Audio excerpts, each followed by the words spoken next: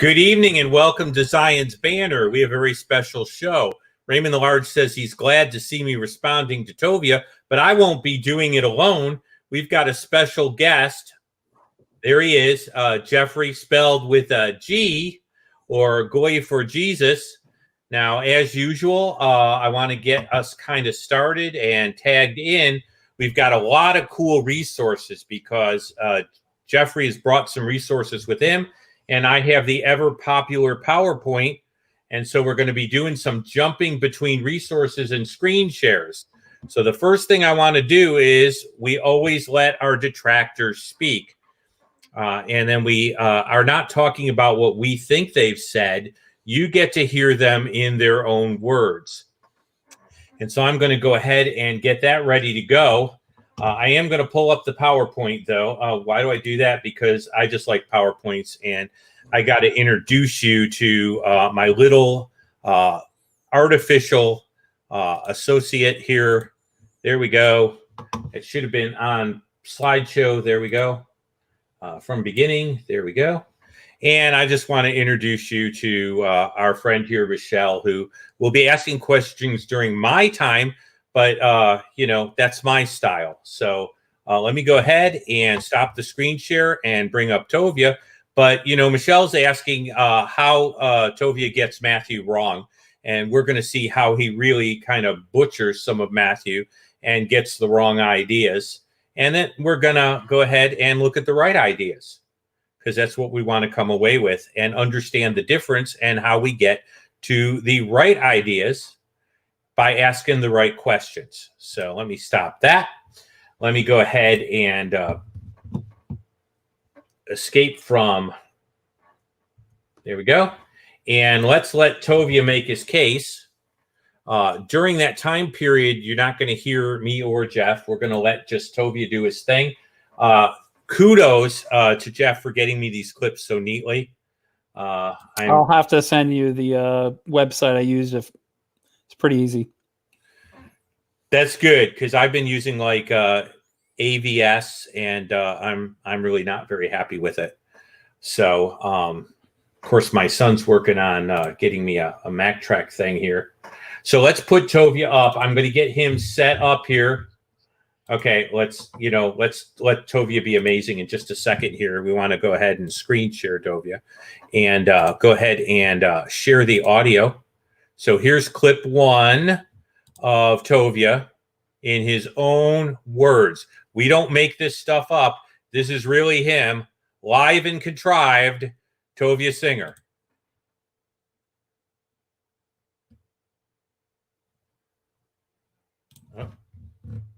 Okay, we got time for one more caller, Rob? Sure. Okay, great. Okay. All right, caller, you're live on the air. Please tell us your name and where you're calling from. Oh, hold on. Hi, my name's Ray, and I'm wondering about something. My thought is that if supposedly it's said in two of the New Testament books that all of the blood of all the righteous prophets from Abel and onward would be put upon that generation of Jews, then they would be paying for the sin of the people who actually committed those murders. And therefore, Jesus couldn't have died for the sins of those particular murderers. In fact, their guilt payment would be paid for by that generation. And so therefore, Jesus wouldn't be the savior. That generation would be the savior. And so the concept of Jesus being the savior of the world is kind of like voided if someone else is able to pay for that sin. My name's Raymond, and I'm from Tennessee, and that's my question, my thought. Okay, Rabbi, do you have that question wrapped up? Yeah. It's okay. Go ahead and hang up now. You continue for your answer. Thank you. Okay, Rabbi, go ahead. Please, if you would just kind of repack that for me. So the caller is making a reference to a number of places, but most prominently to Matthew 23 verse 34 and 35. Toward the end of the chapter, Jews have paid a very high price for that chapter because it's a chapter that just a tirade, a screed against the Jews and Jewish leadership. And it sort of reaches a crescendo in Matthew 23, in verse 34 and 35, where we're told that Jesus is speaking here. If you had a red letter Bible, those words are being read, where essentially the Jews are told by Jesus that you're responsible for all the blood of all the innocent people who have died, and the blood is upon you, and God's fury is upon you. And then the astonishing, it says that from the blood of the righteous Abel until Zechariah, the son of Berechiah. That is astounding. So I can answer your question really fast. It doesn't say there that the Jews are suffering or they died as a vicarious atonement for the Jews. It's really, so that answers your question. It doesn't say that, but it is astounding because, I mean, Christians weren't nuts. They hated us, and it made complete sense why they hated us. They read screeds like this, and they thought, of course they would think that the Jews are the worst people in the world. What we are told Jesus says here, I don't know what he said or if he said any of this, but what Matthew says is that we're responsible for the death of Abel. That's the first person ever murdered in history. To Zechariah, the son of Berechiah. That means the Jews are responsible for everything. It means the Jews killed Abel? Just soak that in. If you think I'm making this up, please look it up for yourself, okay? So we're responsible for the first death in the Bible to the last death in the Bible. And that's why everything is coming on you. Even though we didn't kill Abel and a whole bunch of these other things. I mean, this is where these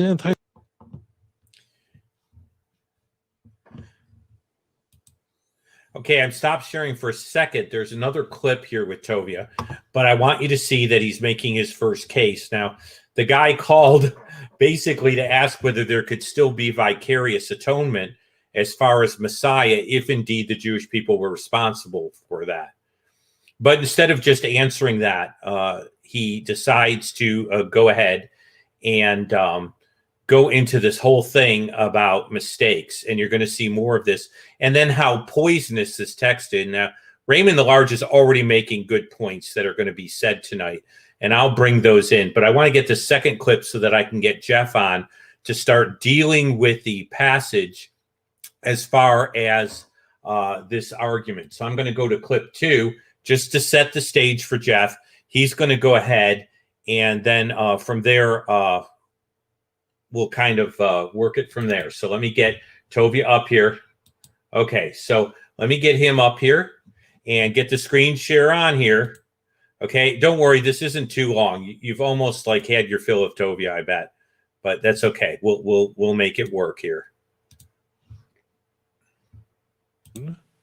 And they were inspired to put in all this, the most silly mistakes, so that anyone who wanted to know the truth would go, whoa, this stuff is so weird. It's so riddled with just simple mistakes.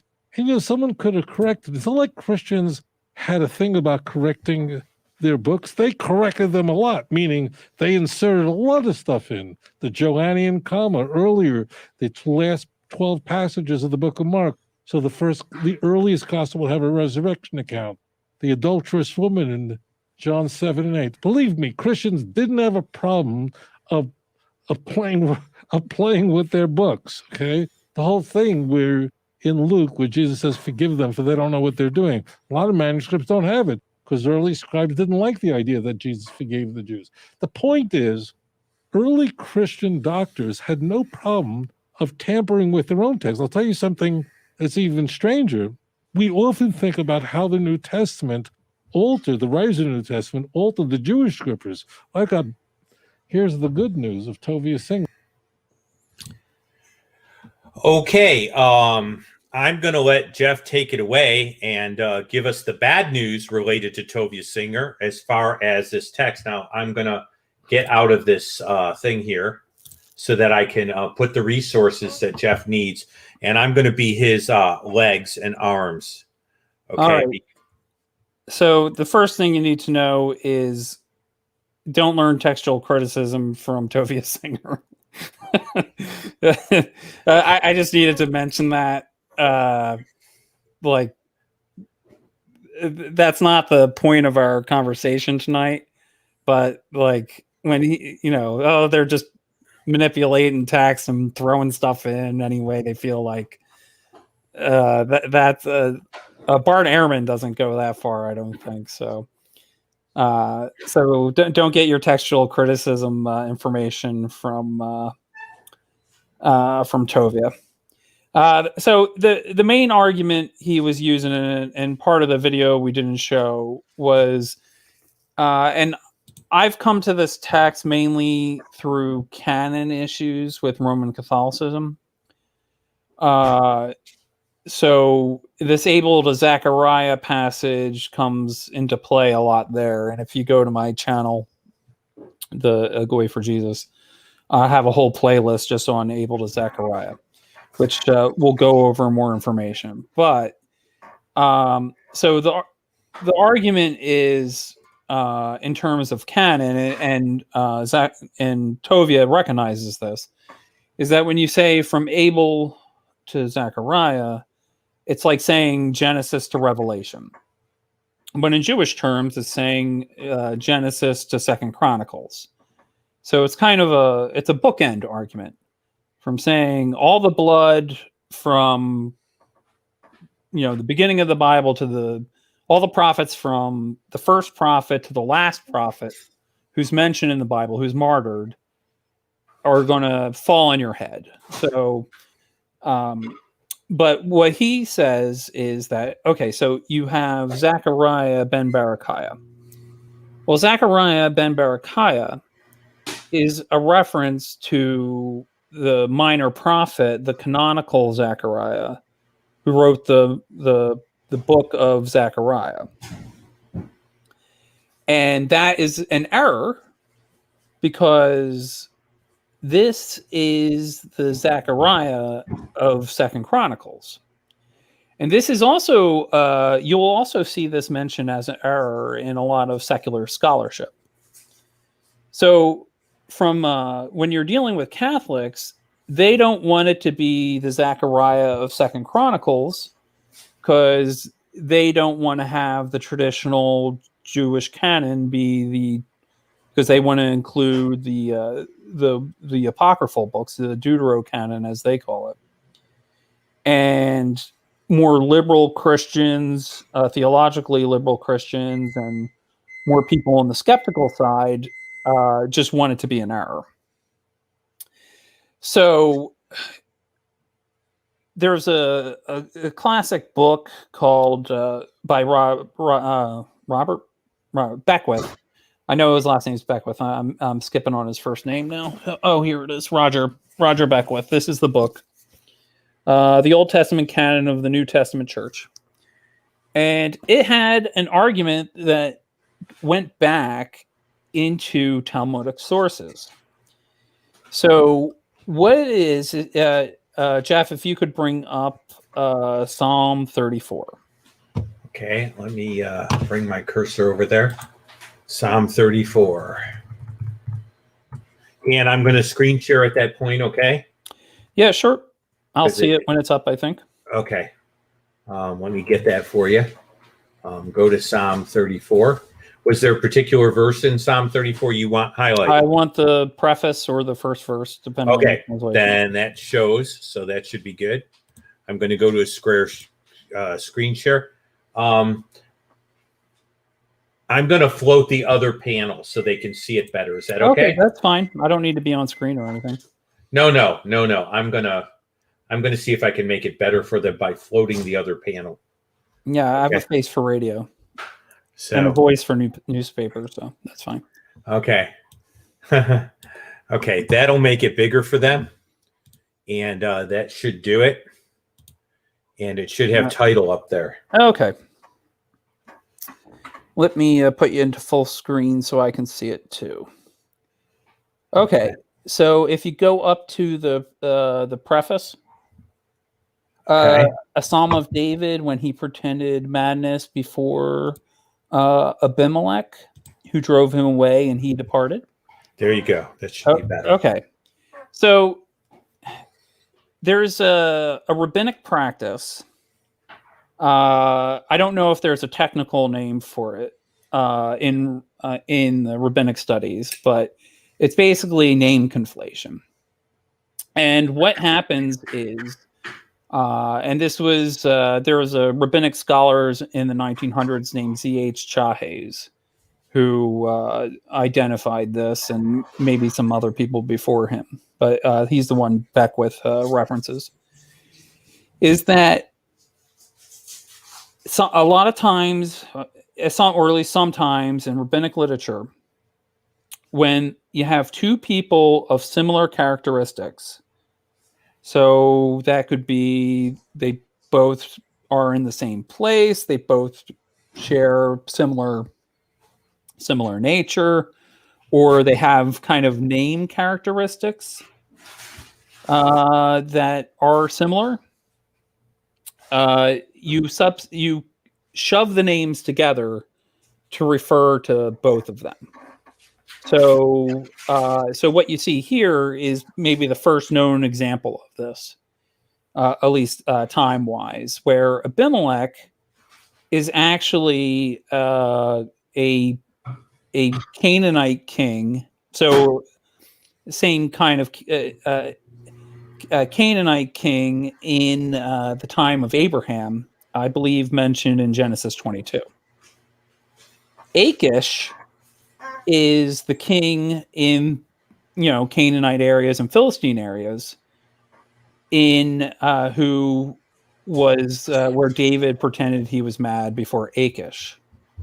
So you have a similar name. Maybe they both begin with the Hebrew letter Aleph or something. They have similar structure where they're both kings in, Philistine, Canaanite, roughly, you can see how the connections are made in thought patterns. So they substitute one name for the other. Does that make sense? I'm just looking down. It doesn't look like anyone's terribly confused by that. Okay. So instead, what Beckwith proposes is that in Matthew 23, now in Luke 11, which is the parallel passage to Matthew 23, there's name conflation going on. Is that even though Jesus in Matthew is saying Zechariah ben Berechiah, he is actually talking about the Zechariah of Second Chronicles. Now, the description in Matthew 23, where he's killed within the temple, matches what we have in the Jerusalem Talmud and the Babylonian Talmud. And it matches what we have in Second Chronicles. So almost everybody agrees that that's the right identification, except for Catholics who want to keep open the possibility of the Apocrypha. Catholics just want to throw doubt on the whole issue, so you'll rely on the church to have the correct canon, or at least Catholic apologists.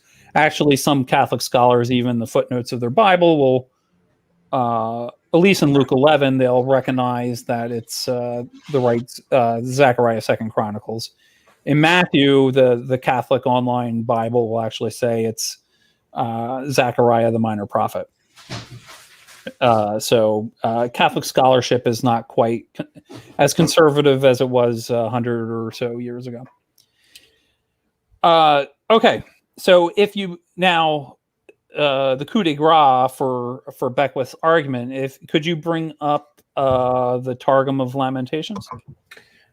Working on that right now. Let me put that up. There you go. Could you scroll down to chapter 2, verse 20? If you just search for the word Zechariah, it'll show up. Not real easy to do. Okay, the full stop. There you go. What, right there? Yeah, right there. You got it. Where it says, Okay. "See, O Lord." All right, let's. Yeah. I'll read verse 20 off your screen. See, O Lord, and observe from heaven against whom you have turned. Thus it is right for the daughters of Israel to eat the fruit of their wombs due to starvation. The lovely boys wrapped in fine linen, the attribute of justice, replied and said, is it right to kill a priest and prophet in the temple of the Lord? as when you killed Zechariah, son of Edo, so Ben Edo, the high priest and faithful prophet in the temple of the Lord on Yom Kippur, the Day of Atonement. So that's mentioned in the Talmud a lot, in both the Jerusalem, I believe, and in the Babylonian Talmuds, that the Zechariah of Second Chronicles was killed on Yom Kippur in the temple because he admonished you not to do evil before the Lord. Okay. So, but what you'll notice is this is an example of the name conflation used in the Targum. So, but the issue. So, I talked to the person who actually translated this, and he Dr. Christian Brady. I believe he's an Anglican. I think on the liberal side. So his view was that this was a mistake on the Targum's part, but he didn't know if it was an intentional mistake, like if it was the name conflation or not. But he would say that by the time you get to Jesus, this was a tradition that you would use Zechariah ben Edo or Zechariah son of Berechiah to reference the Zechariah of Second Chronicles.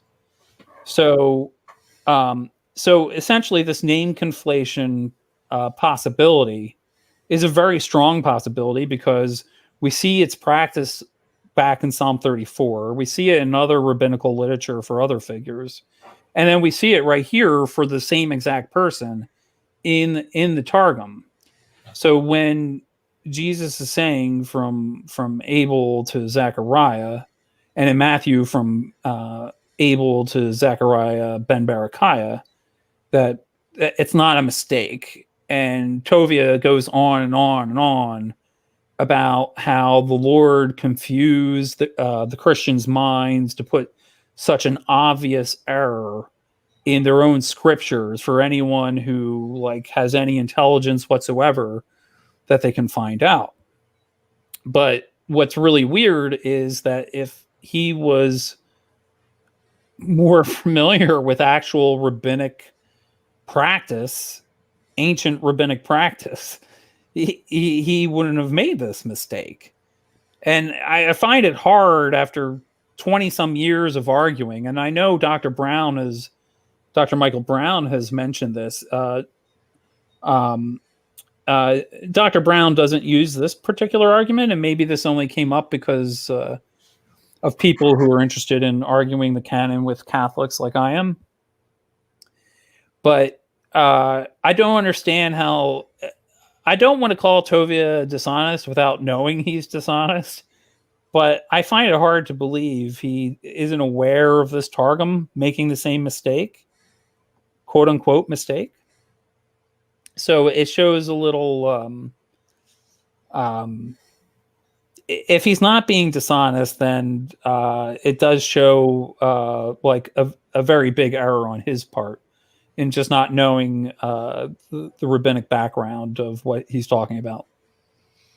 So anyway, that's the argument. It goes to the canon, the structure of the canon, for when, and this rabbinic background shows that Matthew was not making a mistake, and hence Jesus was not making a mistake. Thanks. My dog likes to bark at anything that walks by. Sorry. Okay, so let's just kind of condense that down. You've laid it out absolutely brilliantly, showing a conflation in other places, and pointed out that at least in the Targum, and I've talked about the Targums and how useful they are, that this sort of conflation occurs. And so we can go ahead and we can know two things. We can know that this is not a mistake on Jesus's part, but actually a rabbinical device that seemed to be prevalent at the time, given the date for the Targums and the fact that they were used in the synagogues alongside the Hebrew text during Jesus's day. And so we can see that if we don't want to just say dishonest, and some people do, in listening to his debates with Michael Brown and some other incidents, let's just put it this way. If he's not dishonest, he's woefully uneducated about his own area. Well, I can't imagine this hasn't been brought to his attention by someone at some point. And maybe not the name conflation part, because I've noticed like a ton of people haven't been introduced to this. Like, to me, like the eye opener besides the Targum of Lamentations is seeing it in Psalm 34. But even if you want to just say, hey, the name conflation thing is a possibility, then if you're arguing, I understand Catholics not caring about it or whatever, but if you're arguing from a traditional Jewish point of view, you want to be fair with your own. You're arguing against something that the Targum does. So I don't know. It just makes Tovia's argument. It's one thing, and when I talk about this with Catholics, they just don't have the background in Jewish apologetics to know what to do with this usually.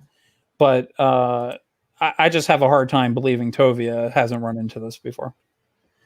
Well, and there are good reasons to go ahead and believe that, this would be something that would at least be in the line of something that he could understand, and it would be information available to him. I'm just trying to redock the panel here, just so that I can not have to play with it later.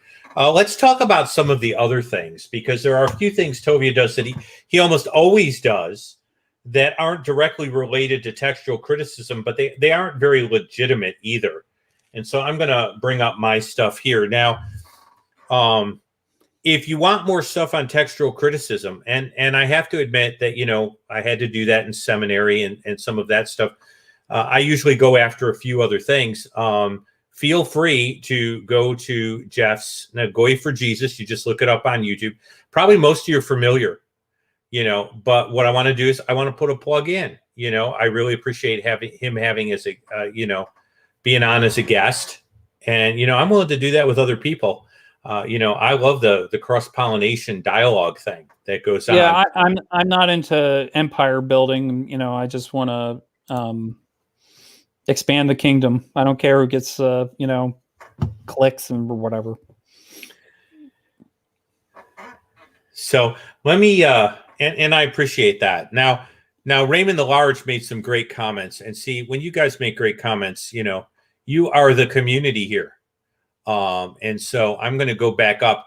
He mentioned that Matthew's a Jewish book, and, and I just to interrupt there, I think that's a main reason why Matthew uses that device and Luke does not.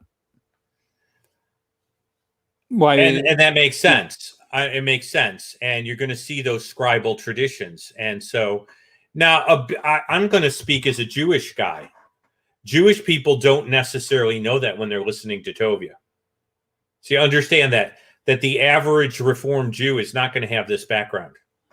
Well, I don't know. Would even an average Orthodox Jew, because we're talking about practices from like 2,000 years ago. They might have a little more familiarity, because if they're reading commentaries by Rashi and such, it'll be discussed slightly. But that would be your highly educated Orthodox Jewish person, not even necessarily your person of strong practice, but also your reader kind of guy. And so, yeah, I don't know, what percentage of just what I'm saying is that a Jewish audience is not going to necessarily have had this pointed out to them. They're going to take Tovia's word for it. See, and that's what really bothers me, is if Jewish people being fed something by someone who claims authority. And so when I run into this sort of thing, and I've had comments on my station from some Tovia fans, not many, they don't stick around too long, but I had a great banter with a woman. And she made all sorts of claims. And then when I went through and showed her from her own sources, her only comment was that I would have made a good rabbi. Well, we could take that up later. My parents might have been more comfortable with that. Let's go to something that I really do think is important. It's a point that Michael Brown makes all the time. And that's this thing of equal weights and measures. Yeah, that's that's important. Whatever you're doing in apologetics, you do want to use equal weights and measures when you're critiquing someone. Like whether it's pointing out contradictions, right? You don't want to use a different standard to use to defend the Bible than what you use against some other source or whatever. And I think what you're pointing out, I don't know if you're going to point this out, but like Tovia just completely tries to poison the well. Yeah, and that's what I'm going to try to get to, but my screen is just frozen. StreamYard has all of a sudden ended up doing you played the first clip from earlier where no, that's not the point. When I went to do the screen share, oh, gotcha. I am totally like frozen, and I'm like terrified of what happens if I refresh the screen. Oh well, we can just talk about it if you want them. I think we have we could summarize what was already played. Well, let's see if it ever gets back to. I wish that it would let me go back to where I was going, at least, and cancel the screen share. What I need is a feed from my audience. Are you guys still getting something in? Are you still getting something in your side? So just give me a. Man, I wish I could just open this to.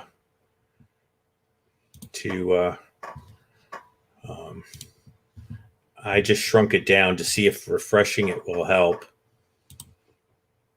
And of course it didn't. So I don't know if StreamYard's still broadcasting or not. And I can't see you guys to go ahead. I'm trying to see if I can create a new tab. Okay. And get there that way. So let me not going to do it. Was going so great. Okay. I don't know why. It won't even let me. You seem to be talking. You're good. Okay. Am I moving around or am I frozen? I could see your mouth moving and talking. Okay. I could hear it. Then it's just a problem up on my screen, and maybe it'll clarify it, and maybe it won't clarify it. I went to do the screen share and I double clicked. So it must have sent the wrong thing. Let's talk about rabbinical documents that contain these sorts of conflations and errors. And let's just go ahead and do that for a few minutes. Because see, I think, as you pointed out, equal weights and measures, whatever you charge the New Testament with, you have to look at the same criteria as far as the rabbinical writings. And I would have liked to have shown them Barachot 3b, which Dr. Brown points out in his Answering Jewish Objections, New Testament Objections, Volume 4, page 115. He talks about errors like this in the rabbinical texts and says that you really can't poke fun at one without creating trouble as far as the other. And so in Barachot, which is an early tractate, 3b, at least as far as we know, he points out that after Ahithophel, who was Jehoiada, son of Benaiah, and Abiathar, the captain of the king's host, was Joab, whereas the text was Benaiah, son of Jehoiada, who was mentioned in 2 Samuel 20:23. The quote's wrong. The quote is actually wrong here. The way they state this in Barachot 3b is inaccurate. It's a different person than what they're stating. When we look at 1 Chronicles 27:34, Ahithophel was succeeded by Jehoiada, son of Benaiah, and by Abiathar. Joab was the commander of the royal army. Now, that's not the way it's stated there, and you can't see it because I can't bring it up, which I'm not quite sure why that's going on. Would you say it's an example of name conflation, or I guess sometimes it's hard. Like the Targum kind of helps us with the Lamentations. You can't go back in time, fire up the DeLorean, and be like, "Hey, did you make an error, or were you intentionally doing name conflation?"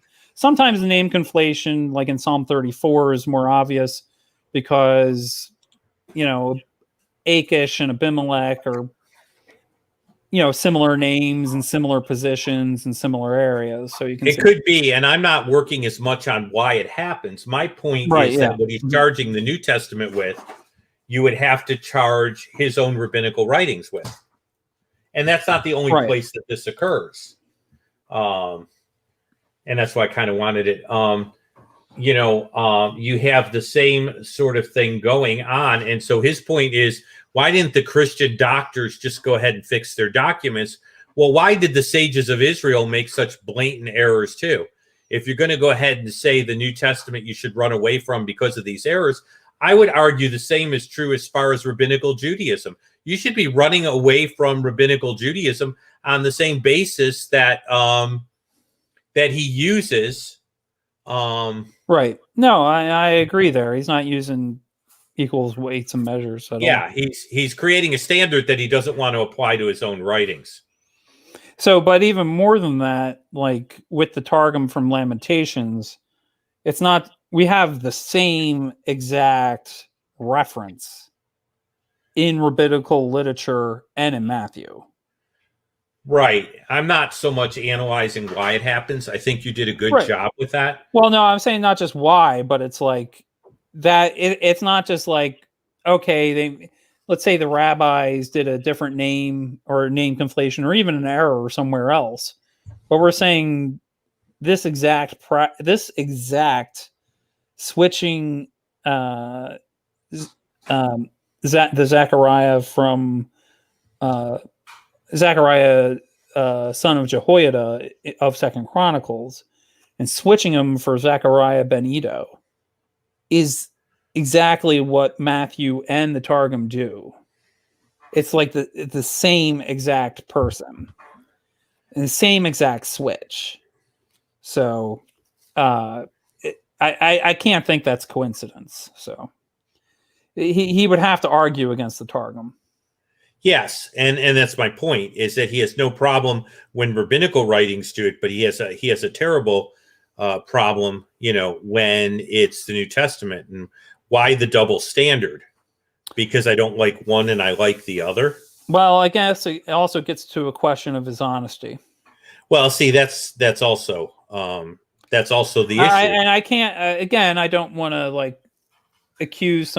I don't want to say I know he's lying when I don't actually know he's lying. But he's either lying or really dropping the ball really badly, given his the fact that he's a rabbi who's doing anti-missionary work. This is something like a 20-year-old YouTuber should. Okay, I could excuse you for making this mistake, but not someone who's been in this business, quote unquote business, for like 30 years or more. Yeah. I was just going ahead and pulling my phone up so that I could actually see what was going on and monitor us. So you'll have to just pardon me for doing that, but that gives me a second monitor, so that I can actually see you guys' comments and stuff. Never ever double click your screen sharing in StreamYard. So I learned something tonight. Yeah, and that's my point here is, my first point is this equal weights and measures. And by the way, it happens all over the place. I mean, it happens in later places like Genesis Rabbah 64:5, which does a thing here where it mentions Hilkiah and Jezebel together, but they were separated by several centuries. Okay. Right. And that seems like that'd be a natural name conflation there.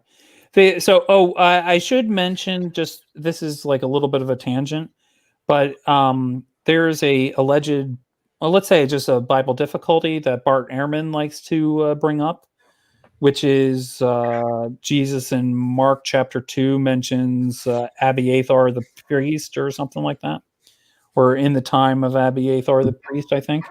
And it is possible that the resolution to that Bible difficulty is that Jesus was using a name conflation there. So I just wanted to say, once you're aware that this was a rabbinic practice, this might be something that can solve a few other things, or let you know that that this is going on. And again, my main point is that again, if you're going to go ahead and place this standard on the New Testament, you equally validly have to do that with the Talmud, which puts Tovia in a very awkward position, because he would then have to say that the rabbinical writings in Judaism didn't correct such glaring errors either. Yeah, I'm kind of curious if I could, if I find the time. I know it would be like a Sunday morning or something to call into a show and see if he'd actually take a question on this. Well, I think he screens it so that he ends up looking real good. Well, that's one thing. I called Catholic Answers in the fall, and that's one thing I noticed, is that if you have control of the mute button, you can do pretty well. You can do pretty well for yourself in a conversation. Yeah, well, the person who controls the discussion wins the argument, right? I've always told people that that's why you question the premise of your interlocutor, and you always question the premise. Well, if they can just talk over you, that helps too. Yeah, well, it does. I mean, it doesn't give you a good conversation, but it's his show, so he gets to write the rules. But, the reality is we can respond to that, and, that's the sort of thing that Tovia used to do with him, and he doesn't debate anymore, But the funny thing is that the version of the Talmud itself, and that's why I wish I could kind of show this, actually has a footnote explaining that this is an anachronism. The two didn't live at the same time period. So you have a footnote in the Sanchino version of Genesis Rabbah that notes that this is problematic. They didn't correct their writings, but the Sanchino was smart enough to go ahead and say this was wrong. Why not just correct the writing according to Singer's, sort of argumentation? I'm getting some comments here, and I always give people. Yeah, I see a question from Slam.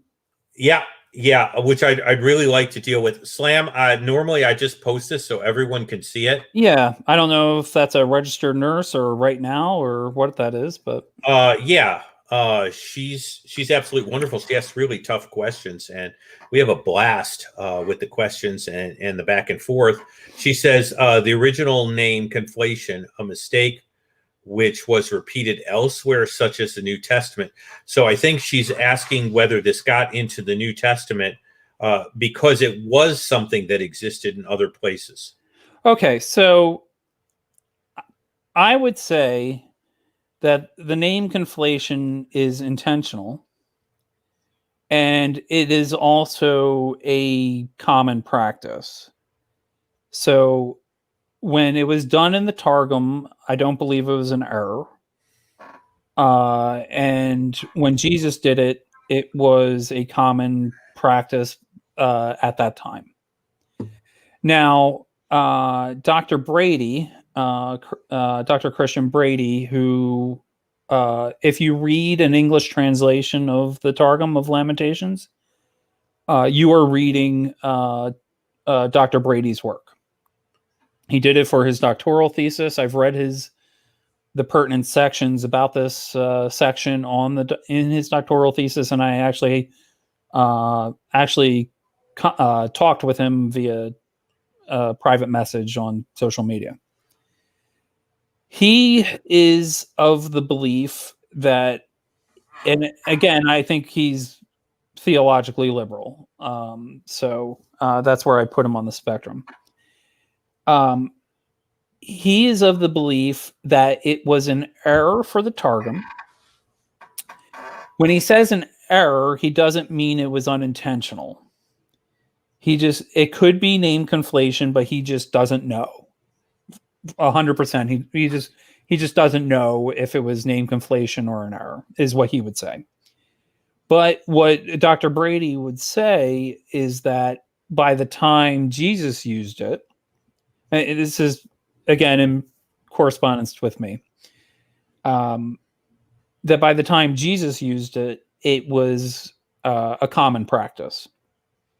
So even if it was originally an unintentional error by the Targum, by the time it got to the time of the New Testament, that people wouldn't be using it as an unintentional error. They'd be using it as maybe a practice that crept in. Okay. So the bottom line is this at least had become regular practice by the time of Jesus. Yeah, but I would be inclined to, again, Dr. Brady doesn't rule out name conflation. He's a scholar of like ancient Second Temple, like rabbinic works and stuff. He just doesn't take a position, but he says name conflation is a possibility in the Targum. Now, one of the things that we've been pointing out here is this moves from the Targum to the Talmud, and these are two different writings. When we start talking with the Mishnah, we're talking about some early tractates, and I remember doing rabbinical literature with Akiva Cohn. Some tractates are very early, particularly the ones with Hillel and Shammai, but the codification of Mishnah with Gemara doesn't occur until 600 to 800 AD. So when you're talking about the Targums, you're talking about the time of Jesus, roughly 50 BC or BCE, if you want to be very Jewish about it. But when you're starting to talk about Talmud, you're talking about later rabbinical writings where there would have been even more time to correct these things. Right. So now you're getting into a period of time where you're approaching, and I've used this with Islamic, that really you have a lot of evidence for Muhammad being influenced by the Babylonian Academy, which was codifying the Babylonian Talmud at around 600, which is really 500, right around that time period. And so this sort of practice goes back to the Targanim, which precedes Jesus and continues clear into the 500 AD to 800 AD range. And there was plenty of time for the rabbis to go ahead and correct this, and they didn't. So the charge becomes even worse because one could argue that the Christians could have corrected a writing, around 50, 60 AD before. But, you have rabbinical writings that continue to perpetuate the same error clear into the 800 AD range. And what Rabbi Singer is claiming is that when these writings don't fix these mistakes over a period leading to 800 AD, that's somehow acceptable because they're rabbinical writings and it's Judaism. But when the New Testament does it and does not do it necessarily clear to that time period, because we have New Testament manuscripts that predate that 600 AD, that's not okay. Well, so he I also want you to see the enormity of the double standard here. Well, he also doesn't quite have a good handle on textual criticism, where he thinks that Christians would just willy-nilly just make changes to the text because they thought they saw a problem or something like that. And there are some examples in textual criticism where something's in Luke and not in Matthew or something like that. So maybe some scribe somewhere does something that matches the language when he shouldn't have, and then you see it corrected back and all. It gets kind of complicated, and it's not my area of expertise, but it's not as loosey-goosey as Tovia makes it out to be. Slam asks, would someone want to force the two texts together, especially names at different time periods for theological reasons? Now I'm going to comment on that a little. What you will see is the writer doing an intertextual point in order to highlight a concept or spiritual truth. We know that occurs. I mean, I could point to that where you have certain techniques, and particularly the fact that during the New Testament period, some of the rabbinical interpretive techniques were being used as the disciples, as the writers of the New Testament, were viewing things through a messianic lens. So I'd say that there might be cases in which those texts are dealt with that way to highlight something, not so much as a mistake. You see this where several prophets are quoted with the same theme or general idea, and then one prophet is named because these prophets line up to make the same point. Yeah, I think that's definitely a good example of not so much the name conflation, but maybe it's like its neighbor or something like that. And that, well, you could see with the Achish Abimelech one where they're conflating them on purpose, and they have similar characteristics, and you could see why they would pick those two to conflate, right? Achish and Abimelech. One's dealing with David, one's dealing with Abraham, but their ultimate motivation, I'm not sure I'm capable of saying a few thousand years later and in retrospect why you would do that. Like I'm not entirely sure what the motivation was. Well, the rabbis do it in order to draw certain parallels because they Right. believe that the history of Israel unfolded and that patterns repeat themselves. So Okay. you might Yeah. have Rome being referred to as Haman in rabbinical writings. And you generally do that because the idea is Haman is a quintessential enemy of Israel. So every time there's a quintessential enemy of Israel, he's Haman squared. Okay? That sort of thinking. Okay? And so they would do that as far as motif, because remember what we've said on this channel, we're dealing with God's big story, and for the Jewish person, theology is wrapped in narrative. So it's not like the Greeks. Yeah. It's not as prepositional. It's more narrative. It's not that they're anti-propositional, but it's more narrative based. Yeah, I'm not saying. Well, the prepositional truth is contained in the patterns of the narrative as well as certain statements. When we look at something like the Shema, it's a clear statement related to allegiance and what's owed God, and it's pretty clear. But when you're dealing with a pattern, and so the rabbis would often play on patterns. And so it's not unlikely that the New Testament writers interacting with it's not quite rabbinical Judaism, it'd be called formative Judaism, would take advantage of that to highlight the messianic perspective. And Michael Radelnik points this out, and some of the other writers point this out, that this is a way of highlighting things. I do want to get to the poisoning the well part, though, because that's where I think you definitely take the lead. But that was pretty bad. You know, I'm so glad, and I'd like to stick Raymond's comment up there. It's great having someone else on and having it work. It's just sad that the browser locked when it did, because I love sticking your comments up there. And so I'll probably get the browser allowing your comments, but I won't have the joy of having someone else on at the same time. I got to get both working at the same time.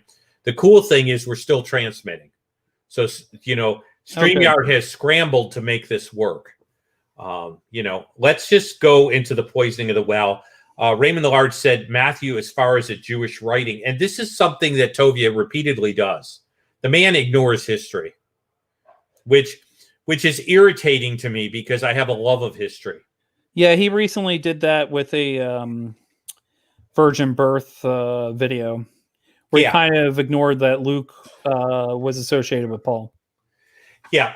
And so I want to borrow from Jewish writers to point this out. The Christians were observant Jews at the beginning of this movement. Now, I admit that the church becomes less Jewish as the gospel spreads throughout the Roman Empire. But what he's deliberately ignoring is, notice how he says the Christians, as if they were a foreign religion and a totally other unassociated group, in order to distance. And so what I want to point out, and I like using Jewish writers to do this, because then he can't accuse me of finding biased Christian sources. I went to Chaim Poltok, who he's not exactly a historian, but he's a much beloved Yiddish writer. And I pulled out Wanderings, which is his history of the Jews, 1986. There emerges from an impartial reading. Listen to these words: an impartial reading of the Gospels of Matthew, Mark, and Luke. The picture of a Jew who was probably a rabbinical student, a Pharisee, become preacher and wonder worker, taught a gentle ethic, not unlike that on the level of Hillel. You know, he goes a little more detailed than I wanted to. And in the final year of his all too brief life, felt himself to be at first a prophet and then Messiah, and became an apocalyptic Pharisee. Now, what I want you to see from that is Chaim Poltok is saying that these guys all were in the pale of Judaism when this movement starts. So it's not the Jews and you Christians. It's one sect of Judaism talking to another. Now I'm going to highlight this, and then I'm going to refer to some work I did when I was getting my Master's of Divinity as far as intersectarian arguing in the Second Temple period, because this was not uncommon. This is Simon Grizel. His book for history is what we used when we covered Jewish history. He is considered a Jewish historian. It must be remembered. Now, listen to his words. This is not me. Tovia, you need to do some reading of some Jewish authors. This is Simon Grizel. It must be remembered that everybody, Jews, Christians, and Romans still looked upon Christianity as a sect of Judaism.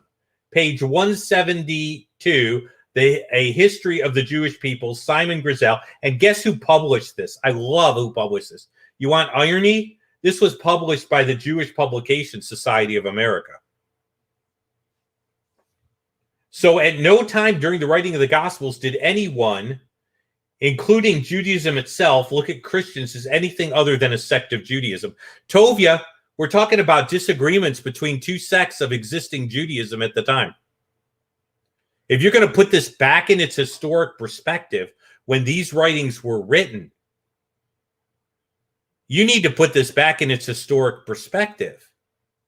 And what you're talking about is intersectarian conversations within the community of Israel at the time of Jesus. And stop pretending, stop looking at Christianity when you're looking at the Gospels through a post-Nicene Christianity between 300 AD and beyond. You need to put this in its framework. None of our Gospels were written at 325 AD. Okay, they're all existing before then. And so you're playing by creating a historical spin that does not exist. Now, whether you're doing so because you just don't bother to read Jewish historians and don't bother to read history, I don't know. But I think a good rabbi should know a little bit about Jewish history. And, you know, if you need a few bucks to get a copy of Simon Grizel, I think somebody could probably do that for you. Okay? Now, what's going on here? I also included Marv Wilson. By the way, if you guys want a good book, The Jewish Roots of the Christian Faith, Our Father Abraham by Marvin Wilson is absolutely wonderful. My son, when he was at school down in Massachusetts, actually had him as a professor. So that's pretty cool.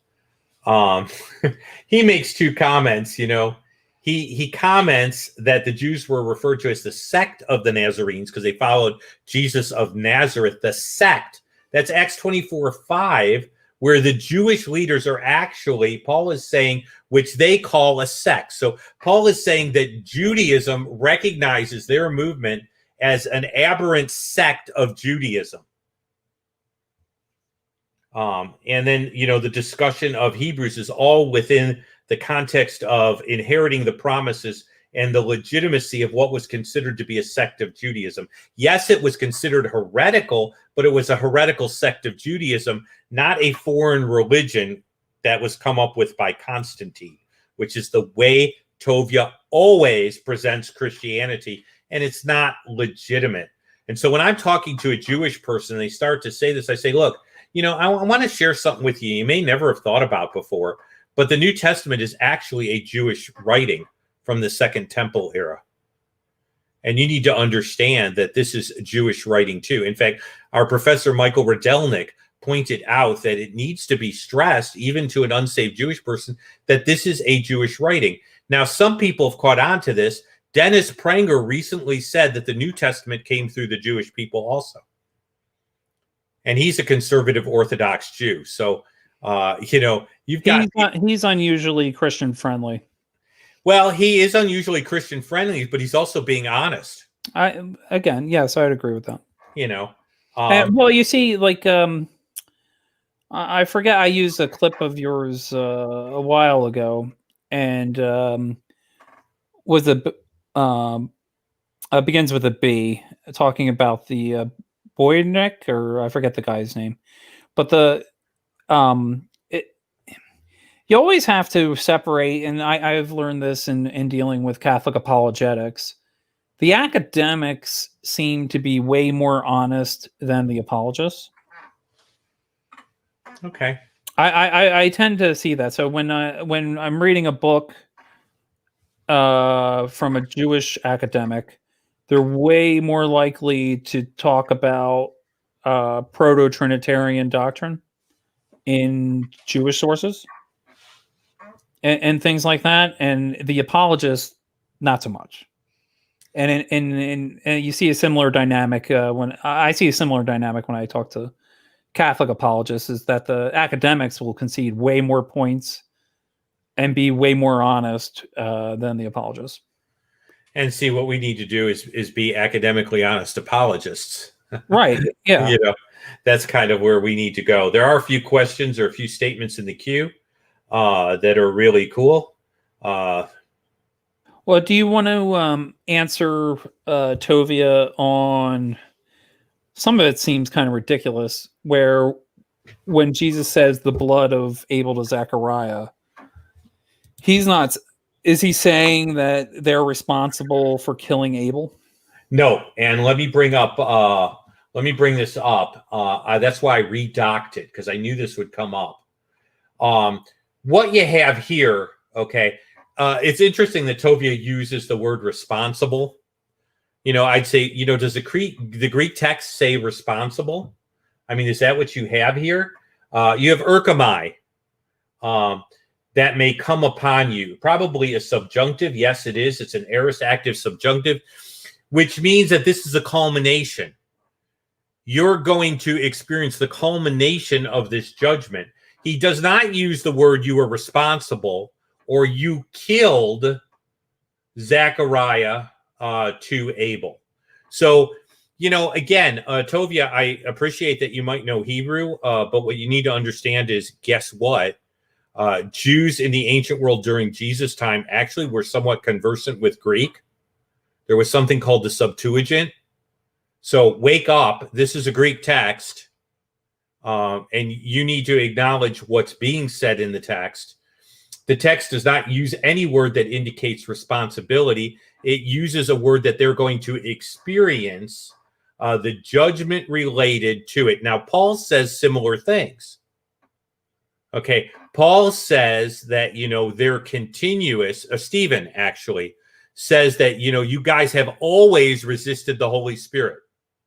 And he's not talking about every Jewish person resisting the Holy Spirit. He's talking about there's been a pattern in Israel of the majority or the nation as a whole resisting the Holy Spirit. And this language Jesus is using relates directly to the same type of language that Stephen is using in Acts. And this is part of intertestamental, interfamily polemic during the Second Temple period. You should hear what the Pharisees called the Sadducees. Okay, I mean, I did a paper on this.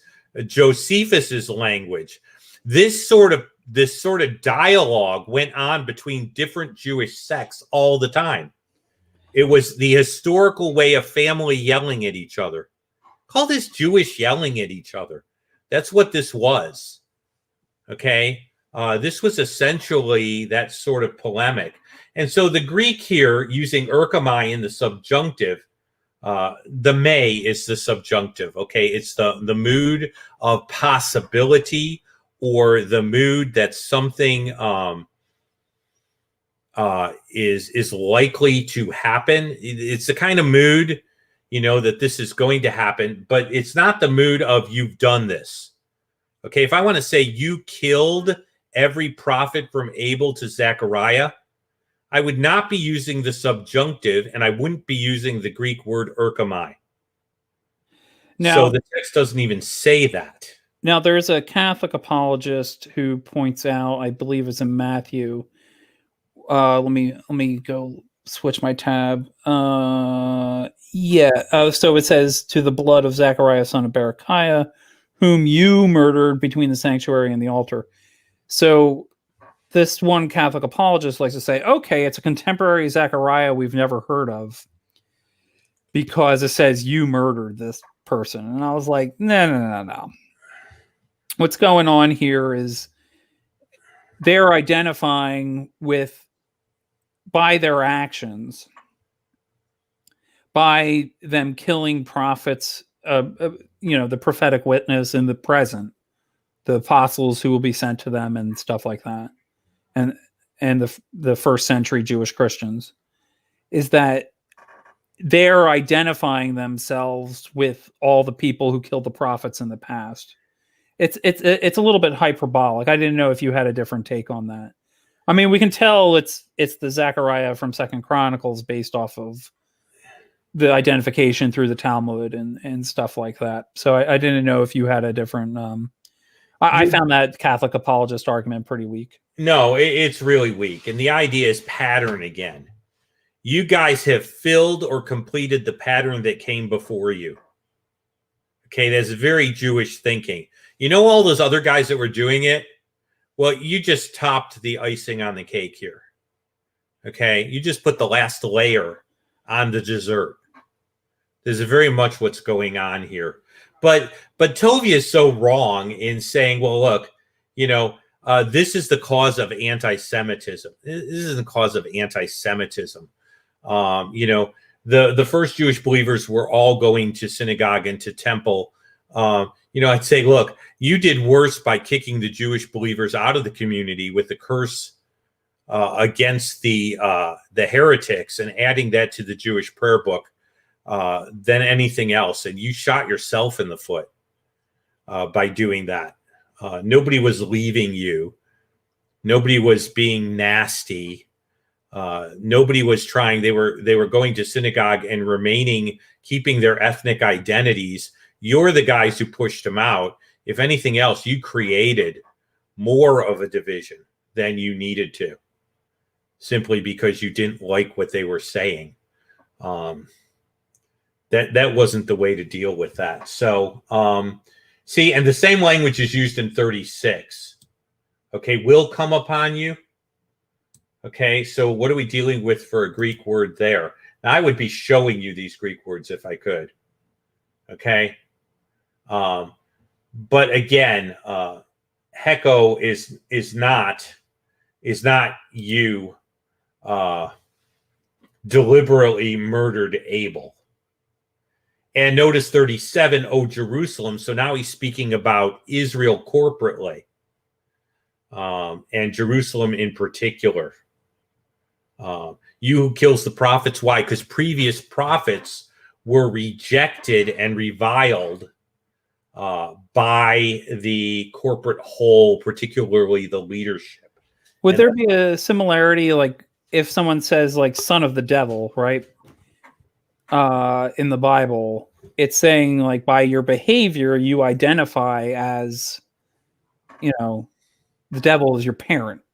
Not that you're literally the son of the devil or something. Yeah, the word son or ben can mean disciple of, one who has the character of another or follows the teachings of another. So if you say you belong to the house of Hillel, you were a son of Hillel in a spiritual sense. Yeah, following the. So it just seems to me is that the main point and thrust of this is not that they literally killed Zechariah or that they literally killed Abel. Is that they are identifying with those past people who did those by participating in the same behavior. Right. Or demonstrating the same character might be a way of looking at it. Yeah. Your resistance, you know, to the same thing is displaying the same heart attitude. And Slam showed me that she again is quite the mistress of Hebrew. She's learning Hebrew. And so she actually pulled out the Hebrew keyboard, which I sometimes do. And so kudos to Slam. I know I have to look away, Slam, when I'm looking at this. I've got this phone like as eye level to the camera as I can. We're making use with it. And by the way, I do love StreamYard. It's just a little glitch tonight. But the cool thing is it's working to have a guest on. So I'm excited. Well, here, let me show you the magic behind my camera. That's what I have going on with my cats. So. Oh, okay. Yeah, go ahead. Give us a gander. Okay. All right, here, there they are again. There we are.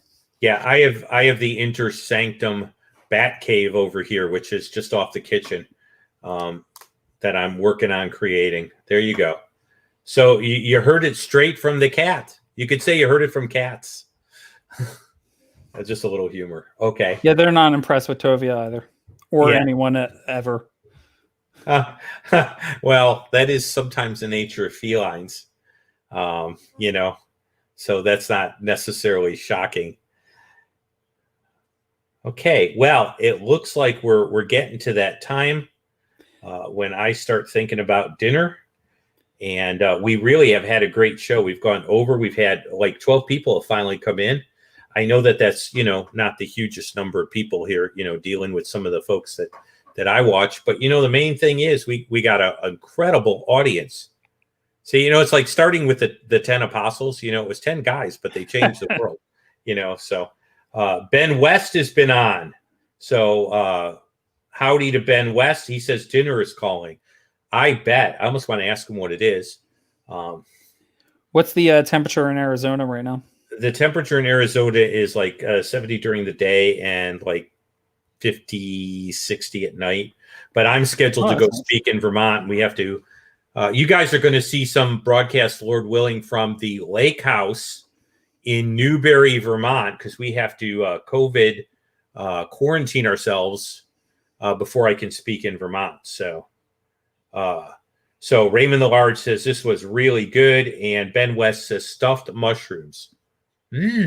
Sounds good. And Elizabeth likes your cat. Nice. There was 2 in there if you look closely. So there's an Able to Zechariah playlist. So I'll put this in this. So if you, there's way more information I didn't get into, but the meat of everything was in here tonight. And Brother Steve says, let's do it again sometime, which is great. I will do the Jeff and Jeff show. Yeah, that's not a bad idea. I kind of like that, being that we have first names and they're spelled a little different. There won't be any name conflation here. It's your mom's fault. It's not. I don't blame you. Yeah. Hey, at least my dad went with Jeff instead of other possibilities. Okay. Thanks. Nate Nate2D2 has stuck your channel up there and told people to subscribe. He is like the king of the URL, and he stuck our Chosen People support page up. So thank you, Nate. I was going to roll the credits for you Patreon supporters. I've been doing that. But being that my screen is frozen, I will not be screen sharing anymore tonight. So apologies for that. And Air Church was here. And so we've gotten a lot of folks that just jumped in near the end. I have no idea how I'm going to stop this broadcast because I have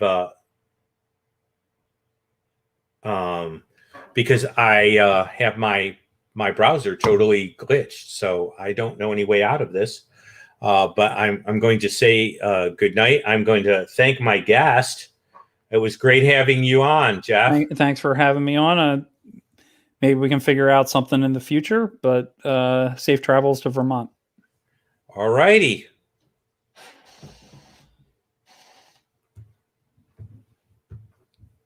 And I don't know how to get you off either. So I can leave. okay. All right. And I'm gonna Bye bye. bye. I'm gonna shut this down.